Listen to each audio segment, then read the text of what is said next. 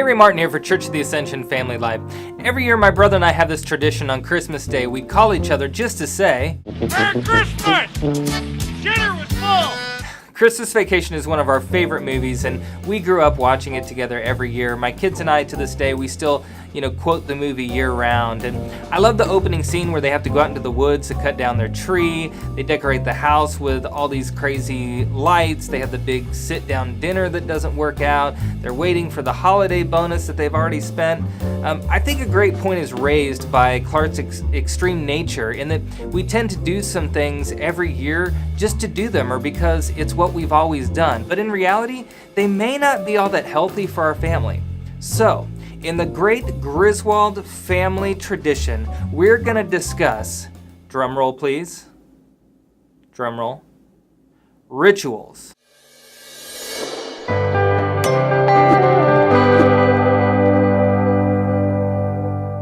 So why do we do some of the same things every year? And where do these rituals and traditions come from?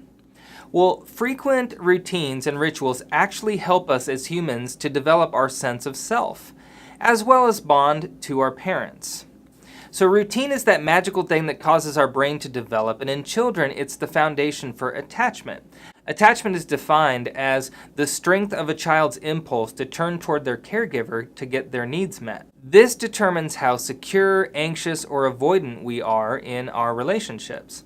So when a child has formed healthy attachments, they're open, affectionate, playful, and cheerful in doing what is asked of them.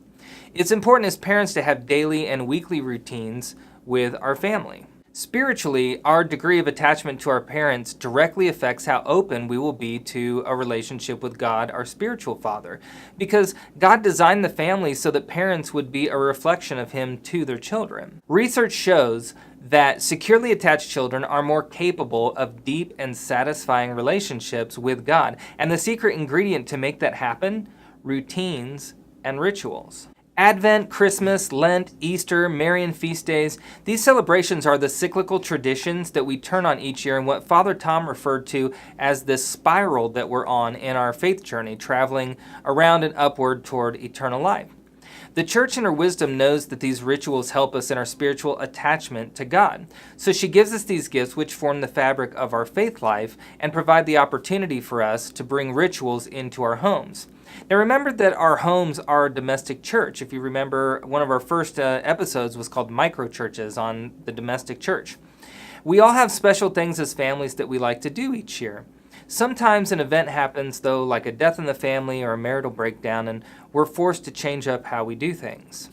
Other times, however, it's important to evaluate what's important for the family to do and to make sure that you plan time to do them. So around Thanksgiving this year, I started asking my kids what was important to them regarding how we celebrate this Christmas season. And some things that they came up with were, decorating the house, buying personal ornaments. Each year we like to go out and have everyone pick out one ornament for the year.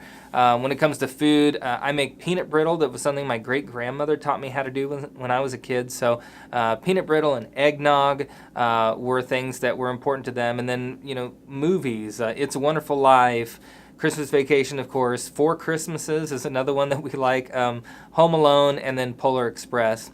And then finally, they like having music, Christmas music, played throughout the house. So, we have Amazon Prime Station or Pandora that will just play on a Christmas station throughout the house. Sometimes, though, things that we do aren't really that important to everyone in the family, or perhaps they're not very healthy for us, like Clark Griswold's obsession with exterior lighting.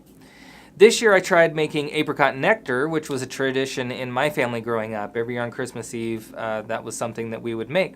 So over Thanksgiving weekend, I tried it out and made it, and no one liked it. They were kind. They took a sip and were like, no thanks. And I remember when I was a young parent growing up, it was really important to me to have a real Christmas tree, because my family growing up, we always had fake trees, which was fine, but I just thought it'll be really meaningful to go out to the tree farm. We'd spend like a whole day doing this. We'd cut down our own tree, bring it home, and then of course you have to dispose of it after Christmas and keep it watered throughout the season.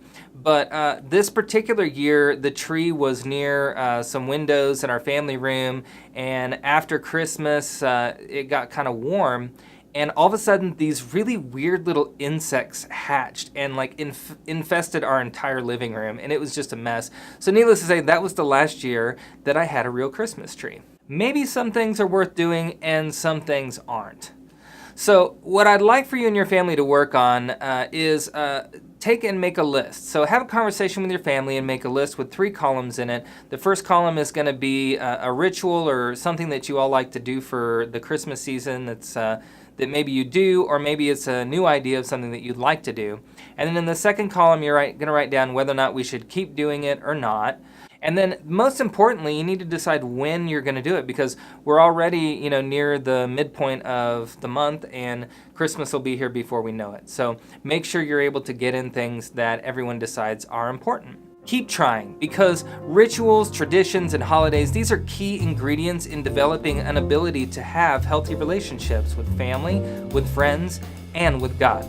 If I don't see you for Christmas or before New Year's, have a Merry Christmas and a Happy New Year. We'll see you next time.